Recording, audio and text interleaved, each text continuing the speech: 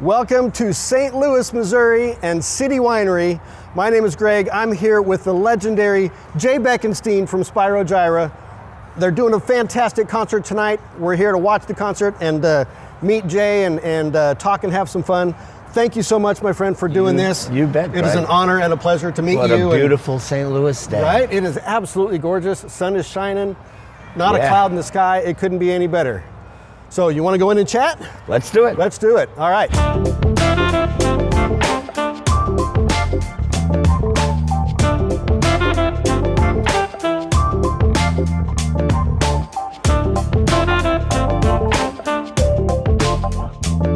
First of all, Jay, thank you again for meeting with me. It is just an honor to meet you. I have been a fan of you for many, many years, longer than I can remember. First album of yours I ever got was like one of the first records I ever bought, City Kids. So you are dating yourself a little bit. I know, dating myself a little bit, but I mean, let's talk about dating ourselves. 50 years. Yeah. 50 years on the road, 50th anniversary tour. Congratulations. Thank you. Thank you. It's got to be an amazing feeling. You know, there's few bands that have that kind of longevity and success. We're really fortunate. I mean, we're incredibly fortunate, and I don't know why we of all people have lasted for so long. But we must have done something right. You've done something right for sure. I mean, the music that you've put out over the last 50 plus years has been just so amazing, and it's been such a great big part of my life. Right from the start, we were so focused on trying to make really good music. I mean, much more than making a career or making money. When we were young, we were really high on the idea of making cutting edge stuff and making stuff that was exciting to play. Yeah. And you know, that came through in all that music back then. It was all so authentic. We were so young and naive, and we really didn't know what we were doing. And it was fantastic. We came up with all this exciting stuff just because we were in love with it. Yeah, it's fantastic. And I mean, of course, you know, you've been around forever, so everybody knows the stories of how your name came about and you know, the Tuesday Jazz Jam and all of that.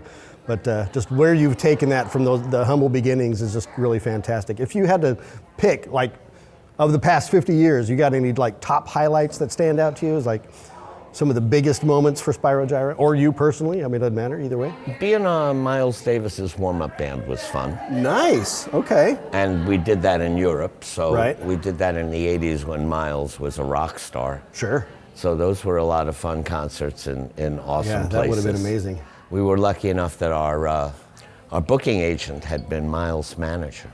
Oh, okay. And so we got put together with him. Right. And Miles was a tough character, and it was the end of his life. He wasn't very well. Right. But still, it was such an honor to be out there with him. Oh man, we knew we had done something really. I can only imagine. Really great if we were Miles. Right. warm-up band. Oh my gosh, yeah, so fantastic. I read his biography a few years back, and just what an amazing story, you know, of what he went through with his life and the kind of person he was. What he put himself through. And what he put himself through. Yeah, exactly. Sounds like you've been able to avoid that. That's been nice. You mean heroin addiction? Sure, yeah. Heroin. Yes, I managed to avoid heroin addiction. You managed to avoid it. Well, that's good. Me too. And I would say that, you know, speaking of treating yourself badly and shortening your career, the 80s were a challenge. I'll bet they were. Yeah, I mean, 80s was my, my formative years, my high school years and all that, and that's when I discovered you guys. And like I said, my first record of yours was City Kids, and once I heard that, I was like, I have to get everything that you'd produced before that and everything after that, and I've listened to you my whole life. All the albums that you've done over the years, do you have a particular favorite? The first one. The first one, Spyro Gyra. In a way, because that was really the goofy, naive one done in a garage. It really was, and it had no intention of going anywhere except our local Buffalo fans. Right. So there was something very, very magical about what came off that. I mean, and it's a special album all the early albums were very exciting because we were young and we had this playpen of great players and and great music in New York that we tapped into. Sure. But on the more recent albums, there have been 30 of them. Right. I like one called the Reinbeck Sessions. Reinbeck Sessions, fantastic. That was pretty adventurous for us. Now that, if I understand, you did that. It was kind of like you didn't have any songs pre-written, right? You just went into the studio and just jammed, right? Our pattern for years and years and years was everybody that was involved with the band would try to write for a while. Right. Would get filtered through me, but everybody was writing. And I was very dedicated to the idea that everything would come from us. Right. Which I broke later on with one record. But the idea that every single record put this enormous pressure on the band to write, and also that the writing from each individual in the band, Samuels or Julio Fernandez or Tom Schumann or myself, had started to sound, after so many records, a little bit like the record before it. Right. And so we just had this idea. We had the band was sounding really good, and we said, let's just write everything together in the studio. And it was, the very first night we showed up at the studio in Reinbeck, New York, it was late. And we just said, let's go in the studio and set up so early in the morning we're, ready to rock. Right. We got 3 songs that night. Wow. Just because it was a lot of pent-up creativity, ready to roll. Yeah, that's fantastic. Yeah, I love that album. Absolutely, it's definitely it's a different take for sure. Different from the earlier stuff. Lee Pearson is the drummer on it. Lee Pearson. Yeah, okay. Lee Pearson is right. I think he's with Chris Bodie right now. Okay. But Lee was a little more of a jazz drummer. Right. And incredibly good at it. So I think that record moved towards Lee. Yeah. Well, it's a fantastic album. I absolutely love it, and certainly all of the others as well. Another question for you. One of the things that I've loved about you for years is you don't sound like anybody else. You sound like Jay Beckenstein, and I love that so much because it's just, you've got a unique sound. So I think of like the great Paul Desmond. He always talked about how he tried to sound like a dry martini. How would you describe your sound? What do you hear? Gee, I don't know. I have a little Desmond in me. I have a little Stan Getz in me. I have a little Cannonball in me. I grew up with the greats of the 50s. Yeah. I think maybe what identifies me is I'm a lyricist. Mm-hmm. I play melodies. And though when I play piano, I'm very aware of all the chords and progressions and jazz theory. When I play saxophone, I've always just played by ear. Really? Okay. I don't know what key I'm in. So many times, really. Sounds like me. I don't. Yeah. I just play, and the band has played tricks with me and started tunes in the wrong key. Oh no. And I didn't notice. Yeah, you just roll with it, right? I just played what I heard. Yeah.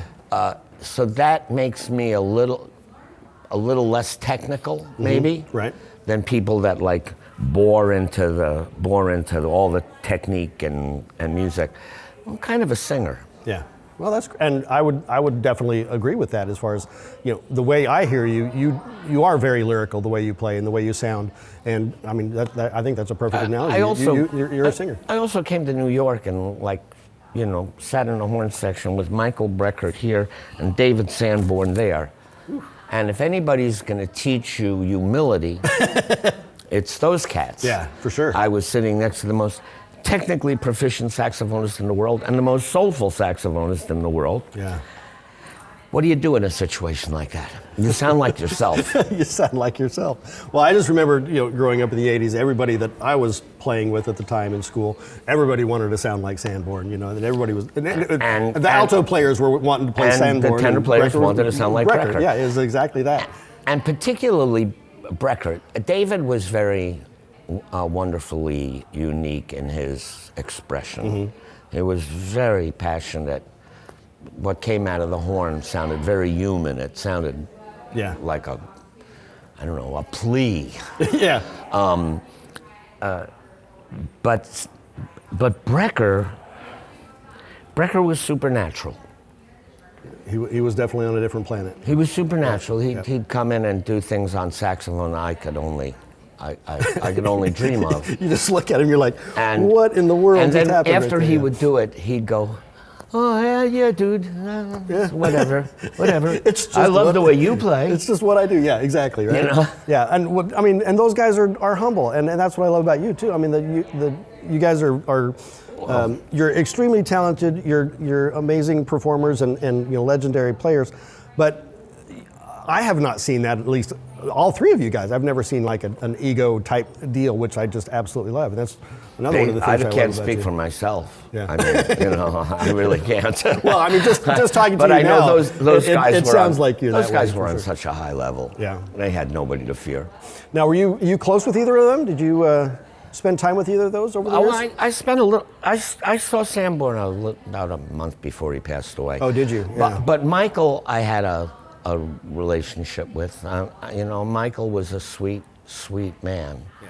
Very nice. And, you speak of this thing, me or Michael, how could I ever play like Michael? He'd show up at our gigs. Really? And come in to hear me. Yeah. And actually David did a couple of times too. And that's...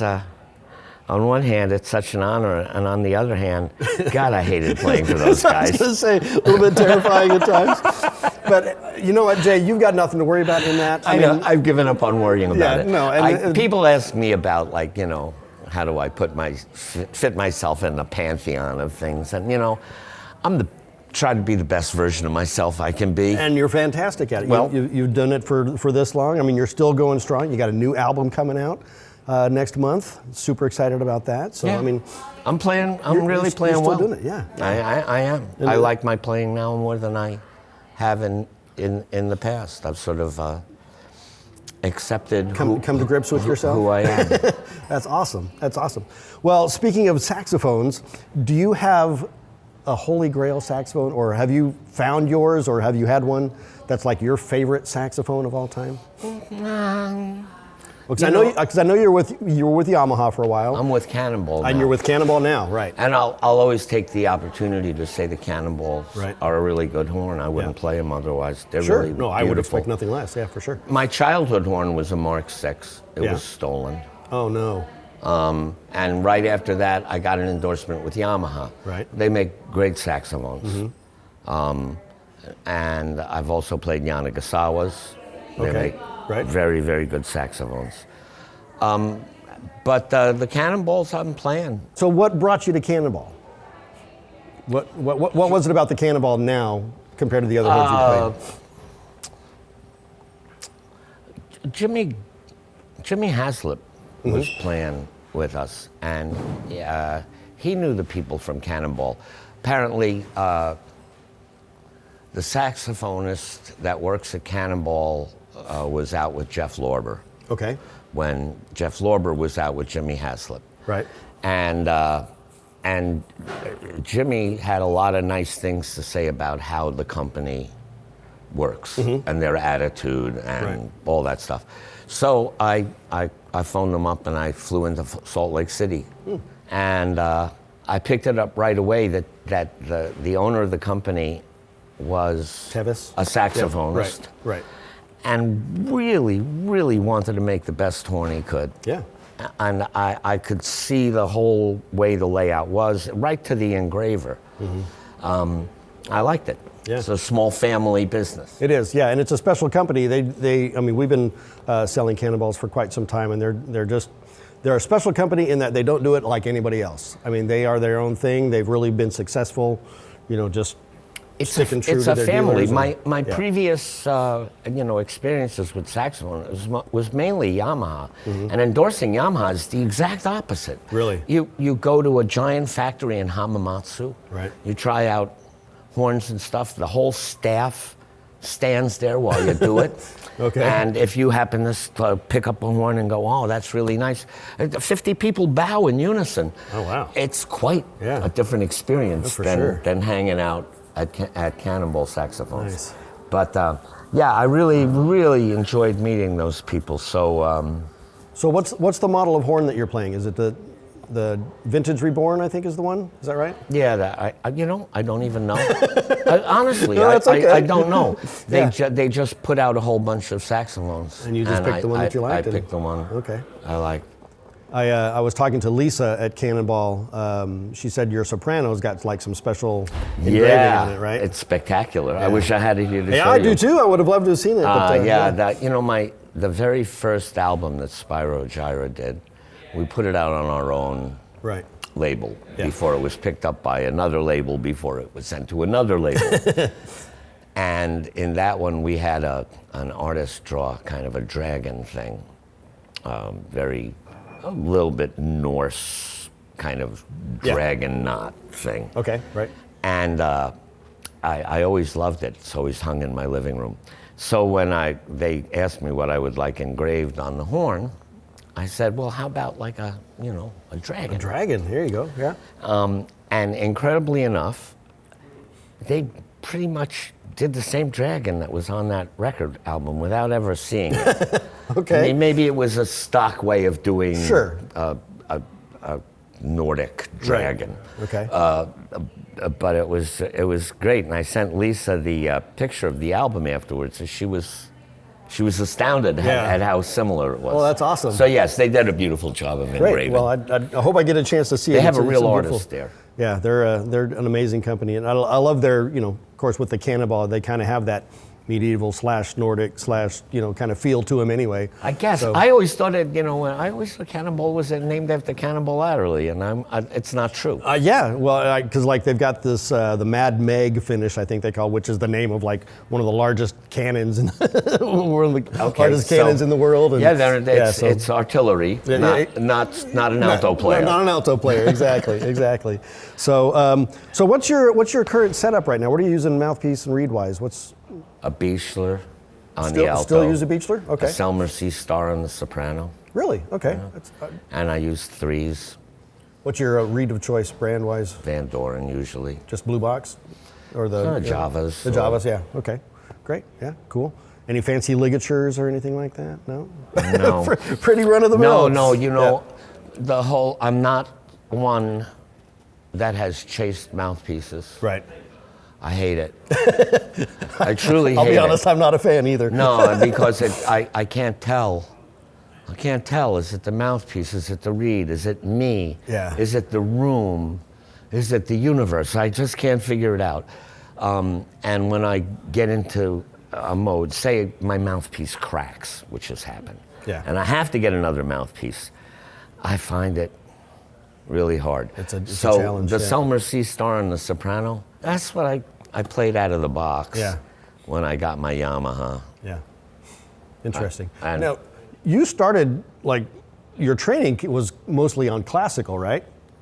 My college training was really classical. Do you think that may have influenced your sound a bit, for sure? Yes. Because I would have to say, that's how I hear it. You have a bit more what I would call a purity to your tone. Absolutely. That I've always loved. My teacher in college was a guy named Ed Yudzinski. He was the principal clarinetist for the Buffalo Philharmonic. Okay. And he tried to make me play classical saxophone, and that's nonsense. There's simply no literature for it. It sounds awful in an orchestra anyway. It's too big, brash a thing to be harmonious in that setting.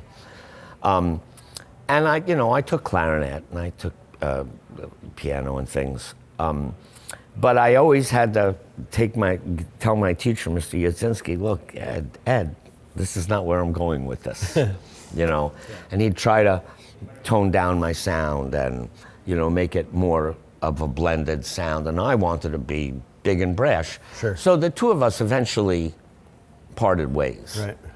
But I've realized as I look back that what I got from him was this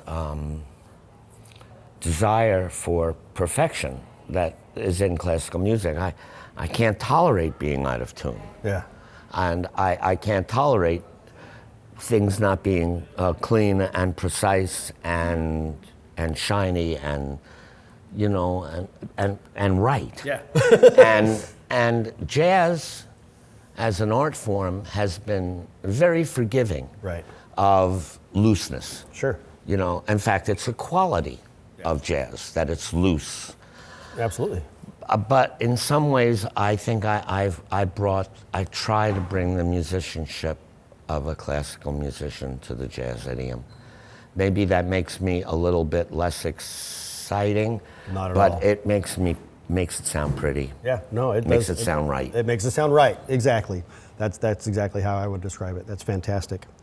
On a different, well, actually, kind of a similar topic, I guess. Do you still play the Lyricon at all? No. No, I don't. And if I did, I'd probably be playing an Iwi. Iwi, yeah. Just because they're easy to get. Right, sure. No. I realized, well, it's not entirely true, but keyboardists can kind of do most of what the Lyricon does now. Yeah, really? Even, yeah. And I found myself, in terms of presenting an audience on a show with a variety of sounds, found myself competing with Tom Schumann. Like, and he'd play a synth solo, and then I play a Lyricon solo, it's a synth solo. Yeah, exactly. And I don't know. I still love it, though. Yeah, I did some interesting things. Yeah, you sure did. Early on, I didn't know what I didn't know what I was doing, so came up with interesting things. Man, and it was fantastic for sure. On a little bit different topic now, who are you listening to right now? What's on your playlist? What do you listen to for fun? Oh my goodness. What's on my playlist? You know, at home, background music. I play music from the 50s and 60s. I really do. Yeah. I got Train On in the background. Sure. Yeah. My girlfriend is a symphony orchestra violinist. Okay. Lately, I've been listening to a lot of Prokofiev, Shostakovich, Stravinsky. Sure. I love Russian classical music from the early 20th century. I think it's like the bomb. Yeah. You know, Rite of Spring is one of the greatest things ever written. Yeah, no doubt, no question. So I do listen to a lot of classical music. Right. In terms of contemporary things, you know, I'm open to anything. Most of what I hear in pop music, I can appreciate for the quality of the singing and the quality of the production, but for turning me on to something I've never heard before, not much. Not much, yeah. Any new artists that, like, anybody out there that's just kind of wowed you lately? No? Nothing. I've stopped listening a little. I think we're similar in that regard. I do try. I try harder to listen to some new stuff just because of the business that I'm in. Well, I have and 3 being kids, aware. Yeah. so they are constantly sending me things. Sure. You know, Dad, you got to check this out. Right. One of the funniest times was when my middle kid, must have been about 14, sent me, Dad, you have got to listen to this guitarist. He's so amazing. It was Wes Montgomery. Oh, don't you love it though when when they discovered it on their own, right? It's so fantastic. Yeah, I absolutely love that. We touched on this a little bit. Can you tell us a little bit more about your writing process when you write a tune? Piano. Everything's on the piano. Well, unless I really try hard not to make it on piano. Right. I mean, I've always written on piano. It's where I have a really graphic understanding of music theory. I not so much with saxophone. But there have been times when, in order to break out of the mold, I've started a drum track and played saxophone and tried to fit the keyboard underneath it. Sure. But mostly, it's just noodling. Yeah. And finding something that's a kernel of something good. And, you know, I'll run drum tracks, see if they trigger some ideas. But it's hard to get away. I think I've written 150 songs for Spyro Gyra. Wow. It's hard to escape my own patterns. Sure, it's right? really hard to escape my own patterns. Do you find, like I know some musicians are just like, they're obsessed with it and they're like grabbing it and like, I've got to get this written down right now, or you get some idea like that? And No. Is it more organic with the way it comes to you, or is it more work? A million times I've come up with something great on the piano that never lasted more than 20 minutes. Oh, really? Yeah. No, I'm impulsive. Impulsive? Okay, great. So taking on from that, what's your practice routine? How often do you practice? What's your practice routine? Practiced yesterday. Yeah?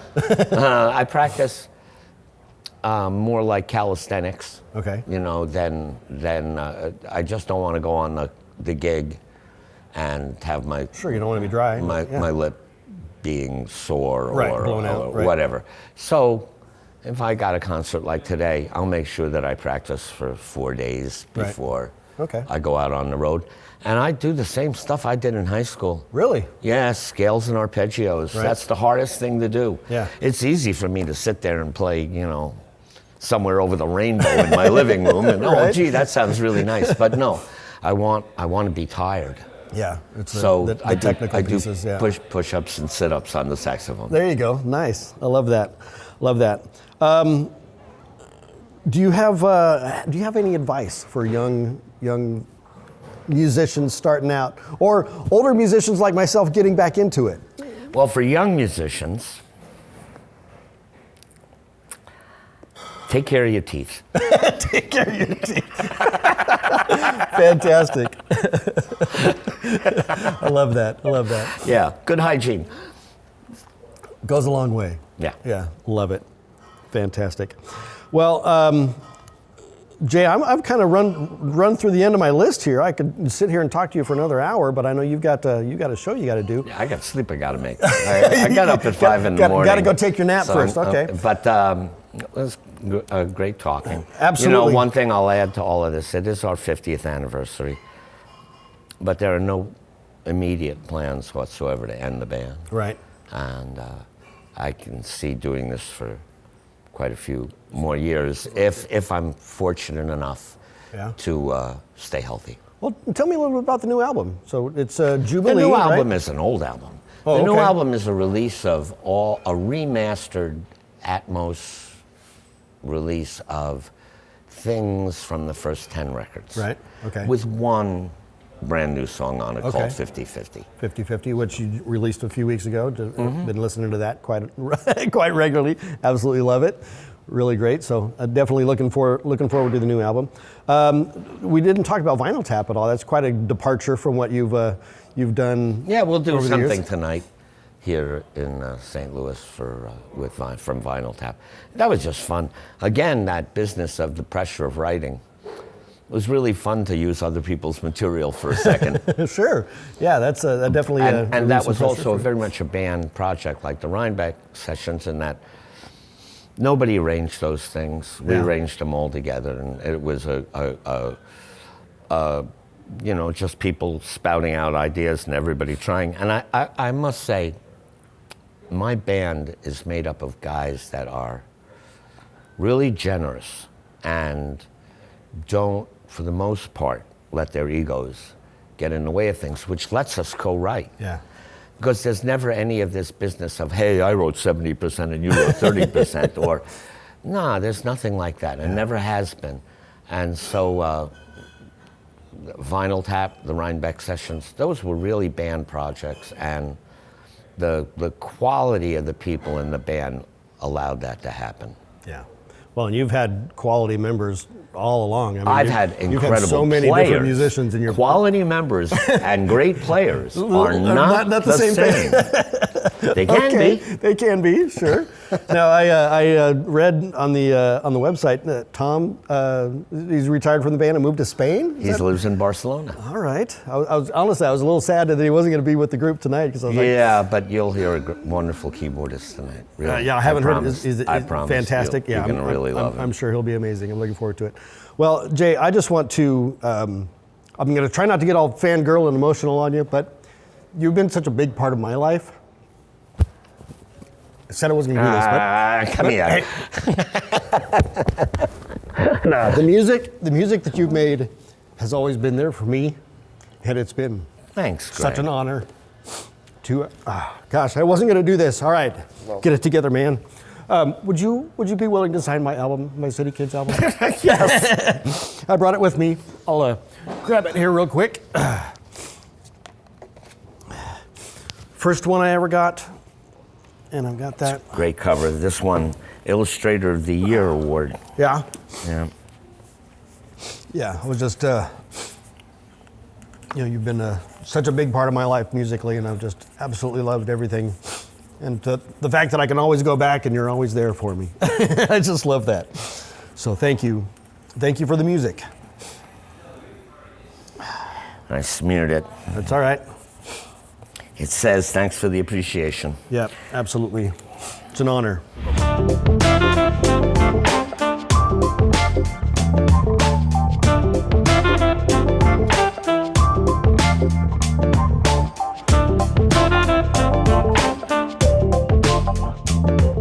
Hey guys, what an amazing experience that was. I just got to meet one of my idols, Beckenstein. This is a moment that I'm going to cherish and remember for the rest of my life. I hope you enjoyed it too. Thank you so much for watching. Have a great day.